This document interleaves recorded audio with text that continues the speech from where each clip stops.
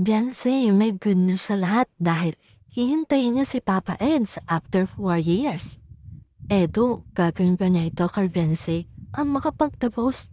Yan ang tatalakayin natin ngayon.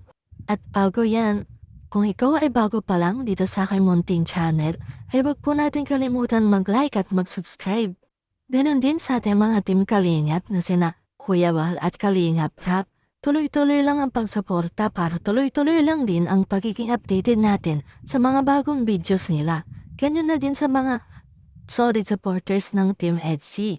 At ito na nga guys, Beyonce, may good news para kay Papa Eds dahil hintayin niya ito after 4 years pagkatapos na makagraduate. At Papa Eds, natuwa naman sa kanyang nalaman.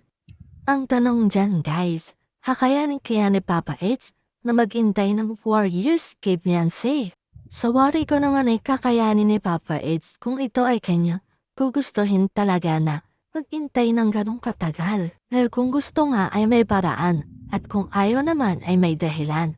Ipinangako nga ni Beyonce kay Papa Eds na babalik siya after 4 years pagkatapos niya makagraduate. At dahil nga dyan, ginagawa niyang inspirasyon kung ano man ang meron sila ngayon ni Papa Eds. Pursigito talaga siya na makatapos sa kanyang pag-aaral. Dahil na may pinangahawakan siyang mga pangako nila sa isa't isa nilang dalawa ni Papa Eds. At kahit siya na naman ay tatapusin makapagtapos ng pag-aaral kung may iniisip ka na inspirasyon. At ganoon din si Papa Eds, hihintayin niya kahit gano'ng katagal si Beyonce. Nakakatuwa lang isipin na sa lahat ng kanilang pinagdaanan ay hindi pa rin nila nakakalimutan ng isa't isa. At di nawawala ng connection para sa kanilang dalawa. Masaya at kontento silang dalawa sa kung ano man ang namamagitan sa kanila ngayon at walang ibang iniisip na sasabihin ng ibang tao.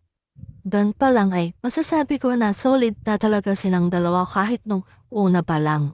Ikanatawa naman ang mga magulang nila ang mga naging desisyon nilang dalawa at higit pa dyan is suportado nila ang mga ito.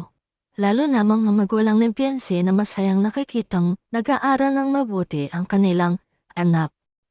Dahil sa kahit sino na magulang ay magiging proud sa mga achievements na nakukuha ng mga anak nila. At yun nga, sana ay matupad ni Papa Eds ang pangako niya kay Beyonce na hihintayin nila ang isa't isa after ng 4 na taon.